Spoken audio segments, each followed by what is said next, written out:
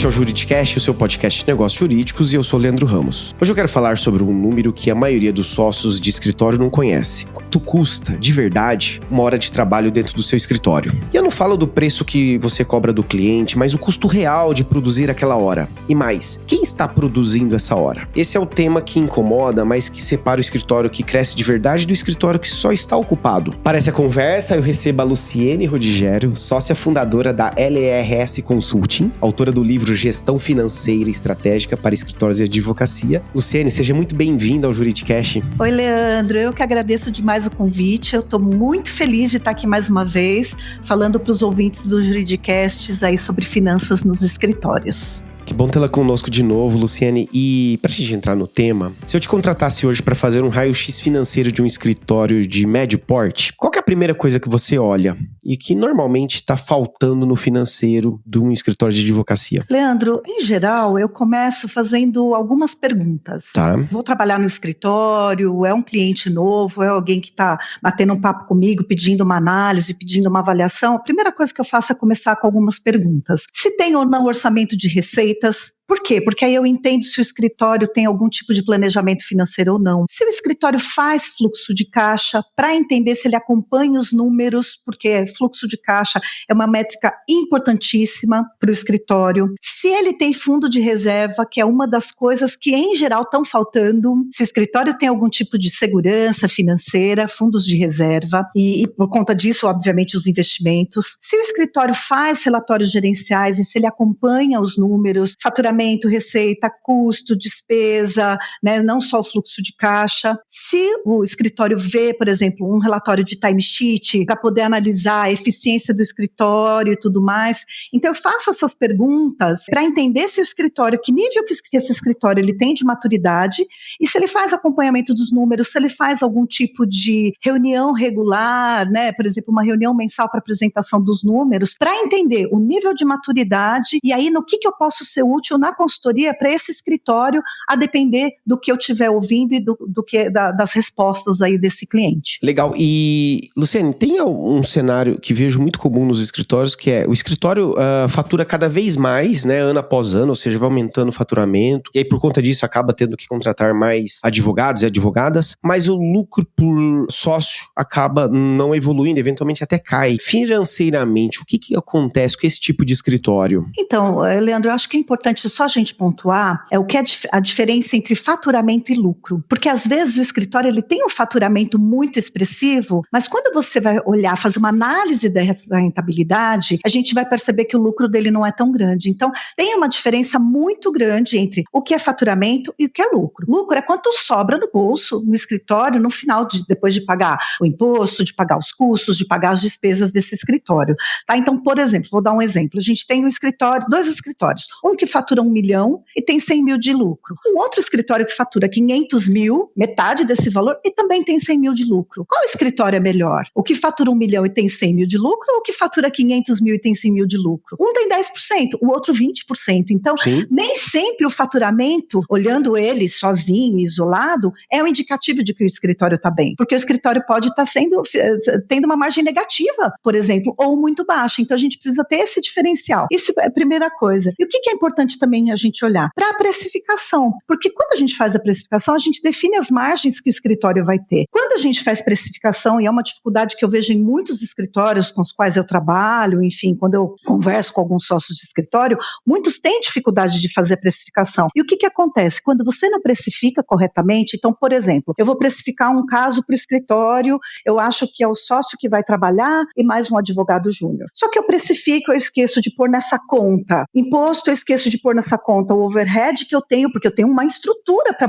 poder manter toda esse escritório funcionando, uma estrutura administrativa, um local de apoio, né, um aluguel, condomínio, TI e tudo mais. Então, quando eu olho para tudo isso, tem que sair do meu lucro, às vezes eu tenho que pagar um parceiro, um client fee interno. Quando eu tenho tudo isso acontecendo e saindo do meu lucro, dessa margem que eu quero, se eu não precificar isso corretamente, a margem do escritório vai lá embaixo. Então, eu tenho que ter muito cuidado com a precificação. Então, não adianta só eu ter um faturamento muito bom. Se eu não tiver esse cuidado desde a precificação, para depois eu ter, então, esse faturamento e depois olhar as minhas margens, né, e fazer essa análise da rentabilidade do escritório, eu posso ter um grande problema. Então, a gente tem que olhar a rentabilidade, mas olhando esse faturamento que entra e quanto que sobra no bolso do escritório. Não dá para eu não pensar, por exemplo, nessa precificação e como eu estou fazendo isso nas áreas. E isso é um ponto que é uma dificuldade muito grande em vários escritórios que eu conheço e com os quais eu também já trabalhei. E, Luciane, quando a gente fala em precificação, não tem como a gente deixar de fora dessa conversa a questão do valor da hora, né, do escritório, né? Mesmo que o escritório eventualmente já não trabalhe por hora em modelos de precificação, são conversas distintas, Perfeito, né? perfeito. E aí, a questão aqui que eu trago eventualmente um escritório define, olha, o valor da hora do escritório é R$1.000 aqui, num exemplo hipotético, né? Só que, muitas vezes, o escritório não considera, né, uma tabela de horas por senioridade e de repente, o valor da hora do escritório é R$1.000 pro sócio sênior, pro estagiário, né? Mas, muitas vezes, também ele define que é R$500 e o sócio sênior tá trabalhando nesses mesmos R$500, né? Quando que a hora começa a sabotar o resultado?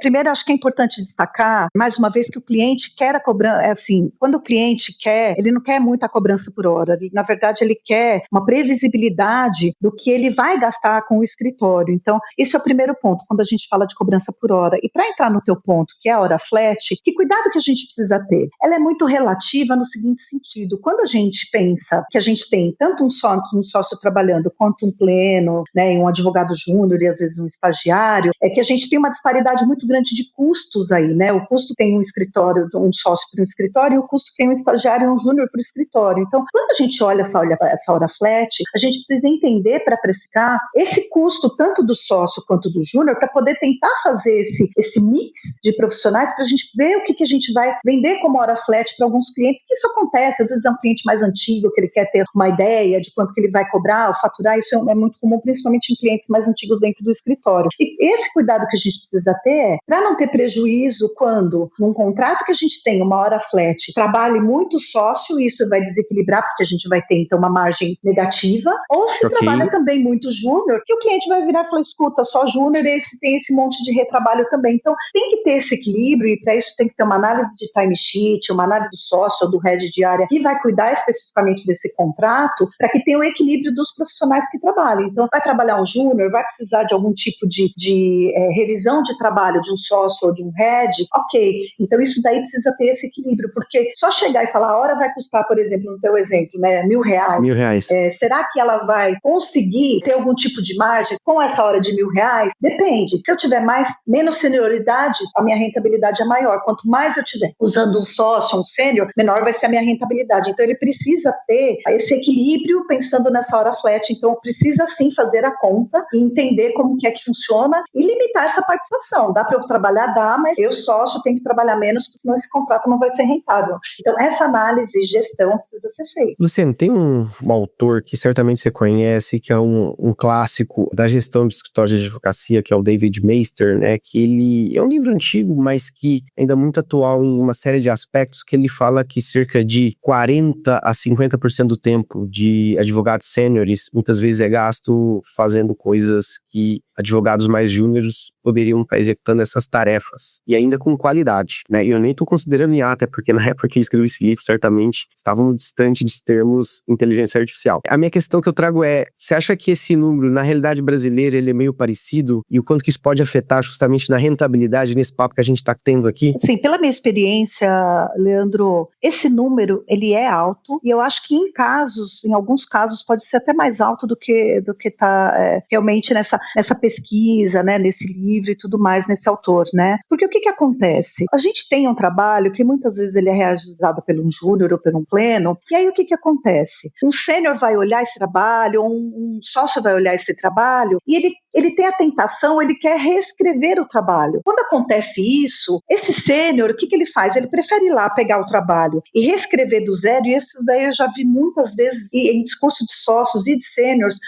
Não, eu achei que fosse mais fácil eu fazer, ou eu terminar esse trabalho, é mais fácil do que corrigir e tudo mais, só que aí você cria um outro problema, você tem um profissional disponível no teu escritório, né, um problema sério, você tem um profissional disponível no seu escritório que não está sendo ensinado a fazer do jeito que o escritório quer quer que ele faça, ou do jeito que é melhor para o cliente, ou usando as melhores práticas, enfim, ele não está sendo treinado para isso. E amanhã, se hoje ele não for corrigido, amanhã ele vai fazer a mesma coisa, porque ele vai entregar. Se ele não é corrigido, ele entende que a entrega dele está sendo adequada. E não é. E isso é um erro muito comum, infelizmente, Leandro, em vários escritórios pelos quais eu passei, pessoas com as quais eu trabalhei. O que acontece? Para o advogado, às vezes ele tem aquele perfil mais centralizador, tá? Ele quer fazer, não ficou do meu jeito, do jeito que eu gosto, do jeito que o cliente gosta. Só que se você não ensinar, essa pessoa nunca vai aprender. E outra, eu diria até, e um pouco além. Quando a gente era júnior, há 20 anos atrás, quando você se formou, alguém também foi lá, pegou a tua mão e te ensinou. Com certeza, ninguém saiu da né? faculdade escrevendo parecer, Leandro, não Sim. é? Então, assim, alguém pegou na tua mão e também te ensinou. Esse aprendizado com as pessoas que têm um nível mais júnior, ele é muito importante. Eu quero dar um exemplo. Eu trabalhei profissional uma vez, um sócio, ele tinha uma equipe até pequena, mas o que ele fazia? Vinha a peça, enfim, alguém tinha trabalhado naquela peça para o cliente, ele chamava todo mundo na sala dele, as pessoas ficavam atrás, né, do monitor, e ele ia explicando, olha aqui, eu mudaria por conta disso, isso daqui acho que tem que escrever, isso aqui ficou legal, isso aqui eu usaria tal e tal artigo, tal e tal jurisprudência. Ele ia pontuando numa reunião muito rápida, e eu presenciei isso muitas vezes com esse sócio, ele ia pontuando o que precisava mexer e estava a equipe junto, ou seja, estava todo mundo na mesma página, todo mundo entendendo o que precisava ser feito, saía dali e ia corrigir e voltava depois para o sócio isso corrigido, ou passava na mão de um pleno ou de um sênior. Então, isso às vezes não vai caber alguma coisa nesse sentido, mas eu acho que é um aprendizado muito grande. E outras formas da gente ensinar também, eu acho que é gestão de equipe, tá? Para mim, no fim das contas, é sempre gestão de equipe. Entrou um caso novo no escritório, puxa, será que as pessoas vão saber escrever? Está sendo novo para todo mundo. Você estuda isso, faz uma reunião. Esse ponto, você fala, pegamos uma peça que foi feita para o escritório, algum caso muito importante que o escritório trabalhou, vamos passar isso para outras pessoas do time? Chama todo mundo na sala, chama a equipe, faz uma reunião de meia hora, pessoal, olha, esse caso foi importante por conta disso, tem essa questão. Se você não formar, você não vai ter sucessores, e você não vai conseguir depender, você não vai conseguir tirar férias, e as pessoas, se não aprenderem coisas novas, elas não vão evoluir. Então, isso daí você tem que ter como métrica para você que faz a gestão. E como que a gente pode verificar quando isso acontece no escritório? É simples, Leandro. Você chega para uma pessoa e fala assim, quantas vezes você faz um sócio, um sênior, um head de área? Quantas vezes você começa um trabalho do zero? Eu faço isso muitas vezes. Pronto, você já descobriu que a pessoa centraliza e não faz. Ou, puxa, eu estou trabalhando 10, 12, 15 horas por dia porque eu tenho que ficar refazendo o trabalho. De novo, por que ela está refazendo o trabalho e não formando a equipe? Então, com algumas simples perguntas, né, se a pessoa apaga muito incêndio e tudo mais, a gente consegue identificar se aquele sócio, ou aquela equipe, aquele time, tem esse tipo de postura, por exemplo, de não formar ou de gastar esse tempo, que é o que você falou na tua pergunta, né? E aí, baseado nisso, como é que você observa que os escritórios, eles decidem, né, quem vai trabalhar em determinado caso ou projeto, né? Como é que é a alocação, né, do trabalho, né, no sentido de critérios? Tem critérios, tá, Leandro? E a maioria dos escritórios realmente tem algum tipo de critério. E, em geral, o critério costuma ser qual é a complexidade desse caso, para a gente saber que nível de senioridade eu preciso passar para essa pessoa. É um contencioso? Você tem um time. E aí funciona de uma forma mais tranquila quando você tem um contencioso, porque é a disponibilidade da equipe, quem que vai tocar aquele caso, que eles estão acostumados a trabalhar nesse caso. Mas pode acontecer, por exemplo, de você vai saber quem vai trabalhar nesse caso. Você vai montar a precificação, por exemplo, você chama um outro sócio ou alguém da tua equipe e fala, puxa, eu pensei nisso, quem que você acha que pode trabalhar nesse caso? E aí você vê a demanda de um cliente para ver se a tua área vai absorver, se tem que ser uma equipe multidisciplinar ou não. E às vezes acontece assim, a pessoa entra na sala e fala, puxa, eu tô vendo um caso aqui, vem aqui que eu acho que eu vou passar esse caso para você, e ali alinha e faz a precificação e põe essa pessoa então para trabalhar no caso. Então acontecem sim essas situações mais de dia a dia, de cotidiano, mas em geral tem a ver com a complexidade do caso, a senioridade de quem precisa atender aquele caso. Esse é o critério ideal. E uma coisa que os escritórios estão sendo cada vez mais pressionados pelos clientes, é ter uma eficiência maior. E aí é evidente que eu tenho eficiência, eu tenho que olhar para os meus custos, né? E um custo bastante sensível referente à equipe, né? São pessoas, né? Já um escritório é prestador de serviço. serviço. E aí, quando eu olho para um eventual advogado ou advogada e digo, olha, esse advogado ou advogada custa R$10.000 por mês. Esse é o custo final dele ou tem custos implícitos, ocultos nessa equação? Então, Leandro, é muito engraçado isso, esse ponto teu, é muito interessante, porque quando um sócio ou alguém vira e fala, meu profissional custa 10 mil, é porque essa pessoa ganha, ou a retirada dela, ou o prolabore dela, Exato. é 10 mil reais. Em geral é isso. Só que as pessoas precisam fazer custos. Cálculos, né? O cálculo desses custos. O que é? Esse meu profissional, ele tem benefícios, por exemplo, uma assistência médica, algum subsídio de curso? Isso tem que entrar no custo do profissional. O INSS que eu pago do prolabore, escritório subsidia, tem que entrar no custo do profissional. Eu tenho que criar uma nova conta de Gmail lá no Google para esse profissional poder trabalhar com o nome do escritório. Isso é um custo que as pessoas não põem no lápis.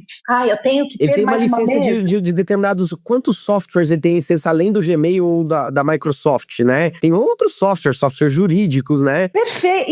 E assim, mais uma licença é um custo adicional. Vamos contratar uma pessoa, ela vai ganhar 4 mil. Não, gente, tem um custo por trás disso. Não vai ser 4, vai ser 5, 6, 10. Bonificação dessa pessoa. Eu tenho uma bonificação prevista no escritório que a pessoa vai ter garantido pelo menos 2 bônus por ano, porque tem escritório que tem métrica, tem escritório que não. Quando você for contratado, você sabe que você vai ter 2 bônus por ano.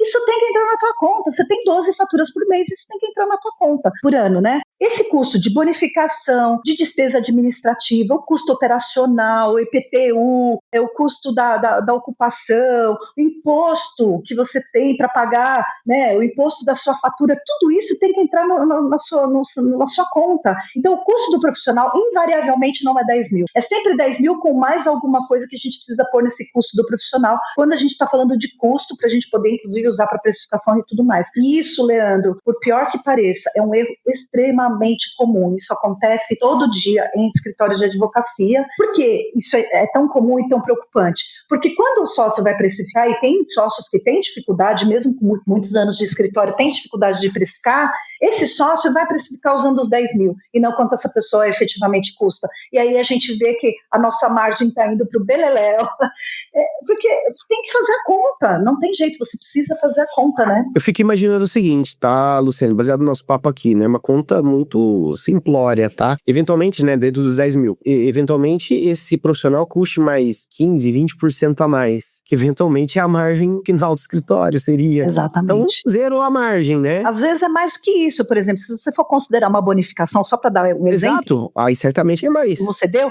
2 remunerações no ano é 20% a mais no mês. Se você dividir por 12. Exato. Né? Se você fizer uma questão aí ao longo do ano. Então, 20% a mais, às vezes a tua margem nem é isso. Dependendo. Só na bonificação. Só de bonificação, fora todos os custos. Então, por isso que essa questão de finanças, Leandro, em escritórios, que a primeira pergunta que você fez lá atrás, qual é a primeira coisa que eu olho? Você tem que olhar tudo isso. Porque se o escritório não acompanha, em algum lugar isso vai pegar. Isso vai pegar, isso vai aparecer. E essas métricas, isso a gente precisa olhar, porque senão a gente não sabe para onde está indo. Fala, puxa, mas eu faturo tanto de novo, né? Eu faturo tanto e não tenho lucro nenhum, eu tenho que ficar colocando dinheiro no escritório. Tem que olhar, porque muitas vezes o fundo está exatamente aí. Um erro de precificação, que aí dá um erro de faturamento, de alocação de profissionais, e aí vira uma bola de neve. E aí fica uma pressão em vendas que não necessariamente vai resolver o problema, né? Porque se eu tô com um problema de rentabilidade, eu vou vender mais, eu vou piorar o problema.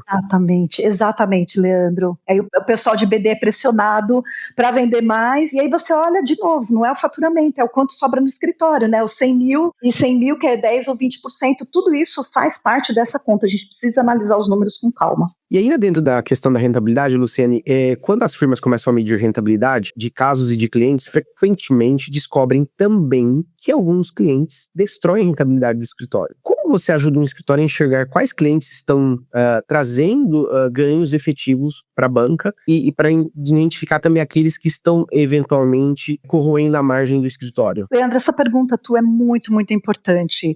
E antes de responder, eu quero só salientar o seguinte, quando a gente faz uma análise, a gente tem que ter um cuidado com o seguinte ponto. Quando a gente olha uma rentabilidade, a gente tem que pensar que eu tiro uma fotografia de um tempo. Então, por exemplo, o cliente trabalha com escritório desde 2020, eu quero olhar a rentabilidade de 2025, tá?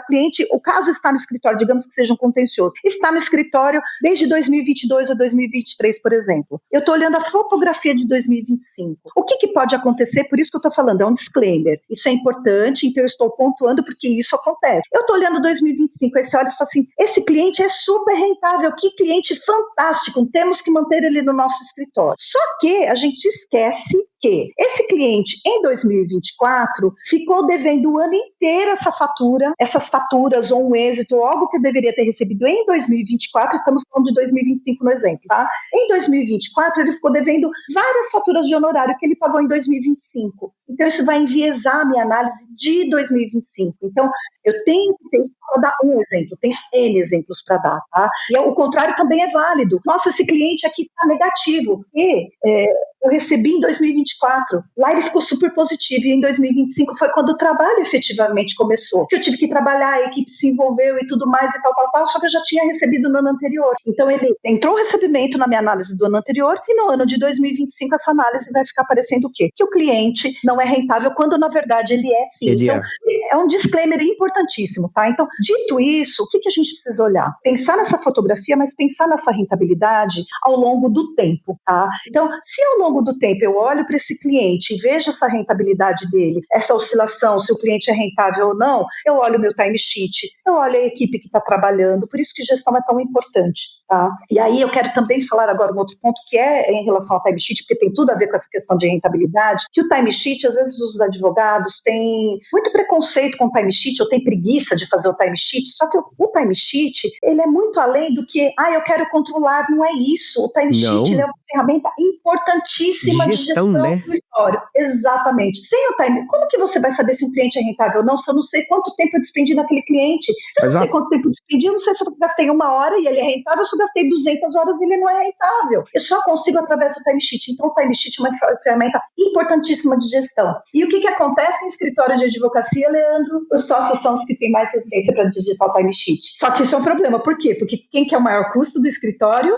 É o sócio. É o sócio. É a hora mais cara dele. Exatamente. Então, você enviesa, você faz uma análise que não é tão precisa assim do cliente, e isso pode prejudicar tanto você achando que ele é mais rentável quando ele não é, tanto achando que ele dá prejuízo quando na verdade ele não dá. Então, a gente tem que ter muito cuidado com essas nuances que eu estou te falando, e isso é bem dia a dia mesmo de escritório, de financeiro, a gente tem que olhar, e timesheet tem que ser uma questão top-down. Por quê? Para a gente poder analisar a rentabilidade. Então, digamos que o escritório faça o timesheet direitinho, que a gente consiga precificar bem, que a gente entenda isso, né, essa questão da fotografia do tempo, eu consigo sim analisar a rentabilidade de um cliente, saber se ele efetivamente está contribuindo com a margem do escritório, se é uma questão pontual de recebimento ou não. Eu consigo fazer todas essas análises, que não é um ponto só, são vários pontos, né, que a gente analisa quando a gente olha para ver a questão da rentabilidade, né? E uma outra coisa também que a gente precisa ter de cuidado, quando a gente mede rentabilidade de cliente, a gente precisa ter cuidado com outro ponto também, que é trazer um cliente a qualquer custo para o escritório. Isso acontece muito também.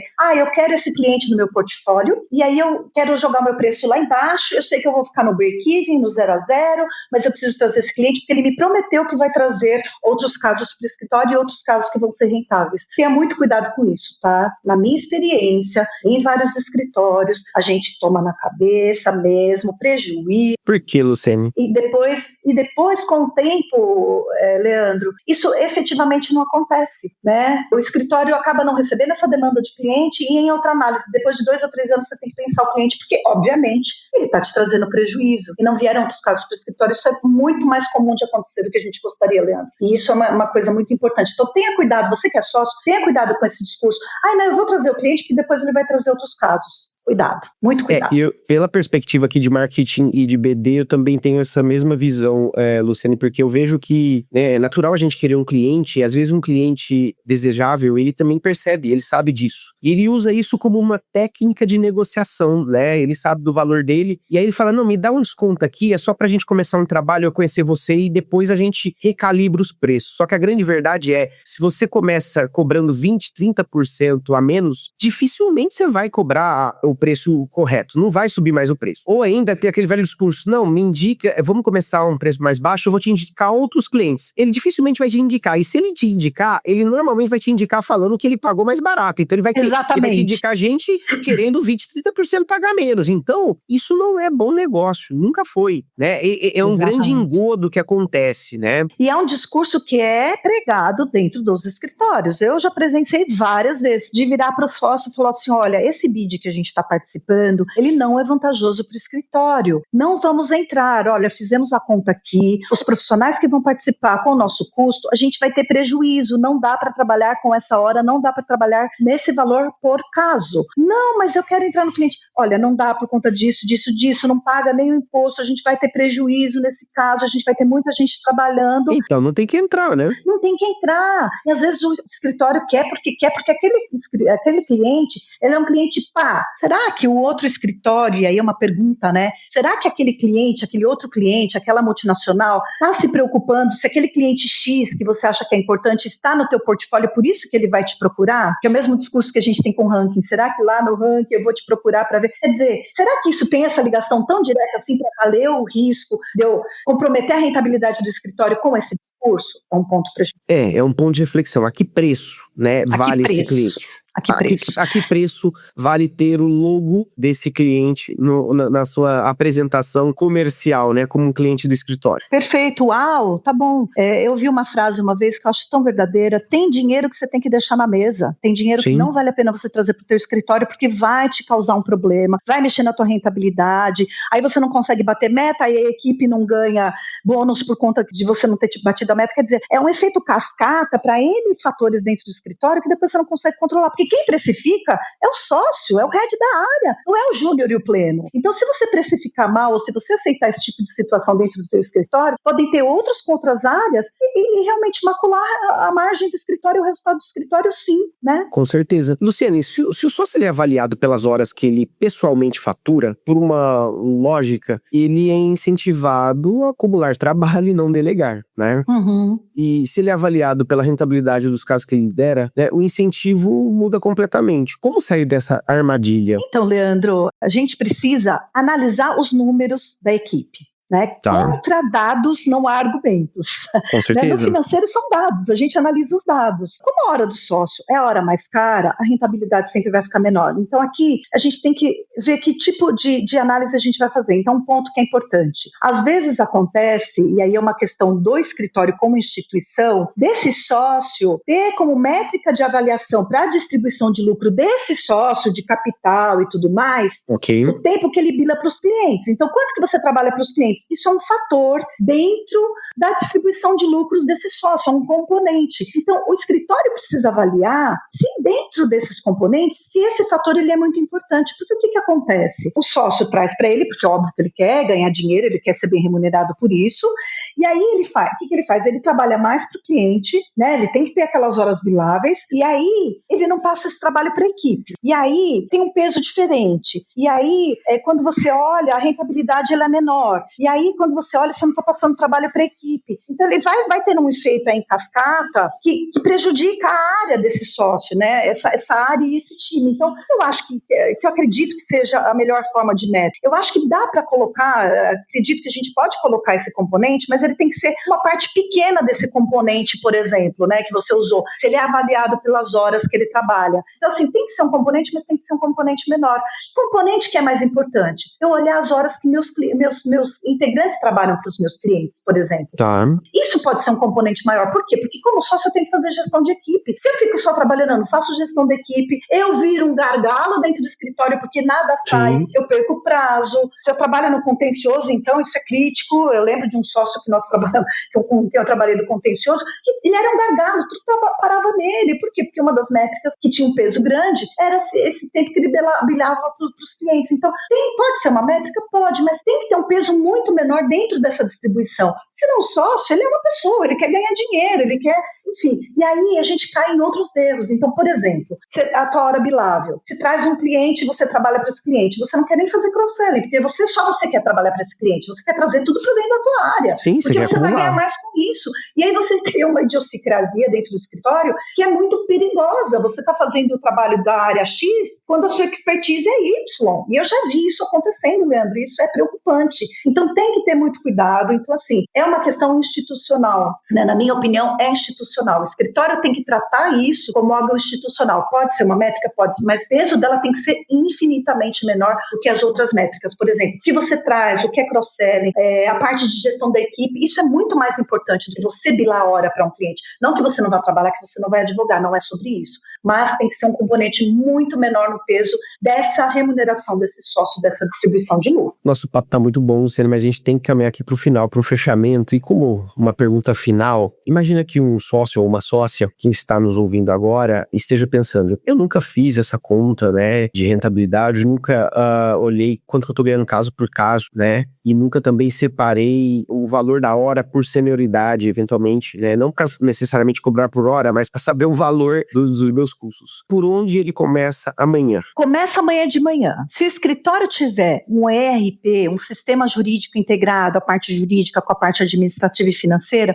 vai ajudar demais se esse sistema estiver alimentado corretamente, com o timesheet, com as informações que a gente precisa para analisar. Se o seu escritório não tem, estamos falando de quem vai começar amanhã, se o seu escritório não tem, veja o teu controle da planilha, a famosa planilha de Excel. É o ideal? Não, mas ela funciona. Se ela estiver sendo resolve, né? Ela resolve. Até que a gente não tenha algo melhor, ela vai resolver. O bom é inimigo do ótimo, o ótimo é inimigo do bom. Ótimo inimigo do Leandro, bom. exatamente. Então, assim, comece amanhã. O que você consegue ver? Você consegue fazer algum tipo de análise de timesheet? Você consegue olhar um cliente por caso? Você consegue olhar a equipe ou o escritório como um todo? Puxa, a gente precisa melhorar o nosso timesheet. Ok, comece amanhã melhorando o seu timesheet. Chame a equipe, olha, vamos fazer a timesheet, ele é importante para a gestão do escritório, comece amanhã. Uma outra forma que a gente pode olhar para ver a rentabilidade do escritório é olhar o recebimento dos clientes. O que eu preciso fazer? Eu estou olhando o recebimento dos clientes, faça uma curva ABC, deixa eu ver quais são os clientes que eu mais recebo, ou mais faturo dentro do meu escritório e os que eu menos faturo no escritório, né? Eu não tenho timesheet, tá bom, mas deixa eu olhar, qual é o cliente que eu mais faturo, qual que é o menos faturo? Você vai bater o olho, mesmo que você não tenha,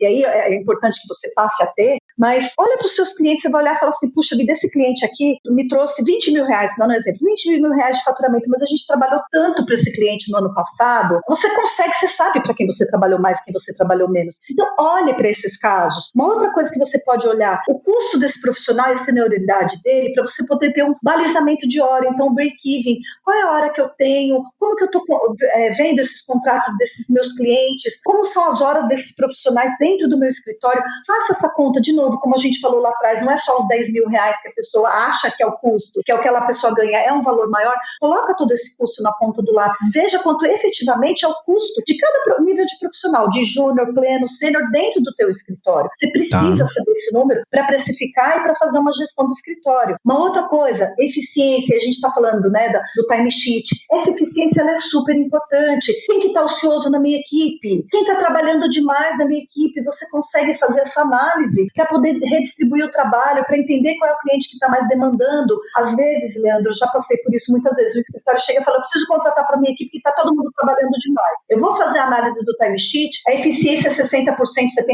eu falo, tem problema de eficiência. Você tem sim mais horas que a tua equipe pode absorver ainda mais tantos casos. Vai lá, conversa com a tua equipe e alinha isso. Ou as pessoas não estão digitando timesheet, aí o problema é outro. Então, se olhando a eficiência, você faz uma análise qualitativa e quantitativa do timesheet da equipe, você pode olhar isso, né, essa eficiência dos profissionais. Outra coisa, quando você olha o qualitativo, se a pessoa está gastando 2 horas, por exemplo, para dar um exemplo bobo, para fazer uma guia de subs, que você leva 2 minutos para fazer, às vezes o próprio sistema, né, automatizado faz para você, não é para estagiário gastar, um júnior gastar 2 horas para fazer uma guia de subs. Como você sabe disso? Através da análise qualitativa do timesheet.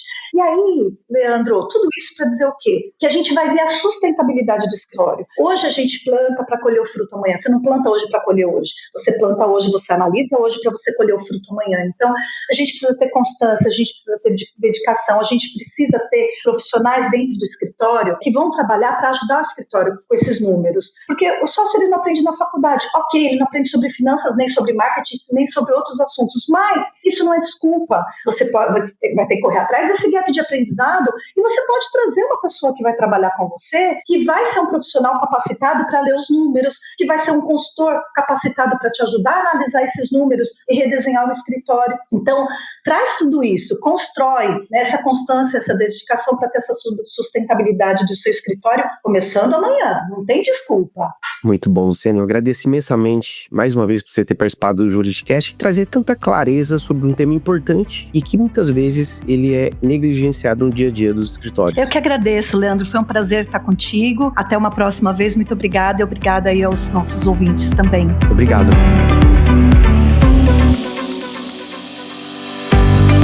E para você que nos ouviu até aqui, se você é sócio ou sócia e nunca calculou o custo real de um profissional do seu time, nunca mediu rentabilidade por caso ou nunca se perguntou se está fazendo um trabalho que deveria estar na mão de outra pessoa, esse episódio pode ser o seu ponto de virada. Se esse episódio fez sentido para você, compartilhe com aquele sócio que vive dizendo que está ocupado demais. Talvez o problema dele esteja exatamente aí. Avalie o Juridicast no Spotify e isso nos ajuda a chegar em mais gente. Até o próximo episódio.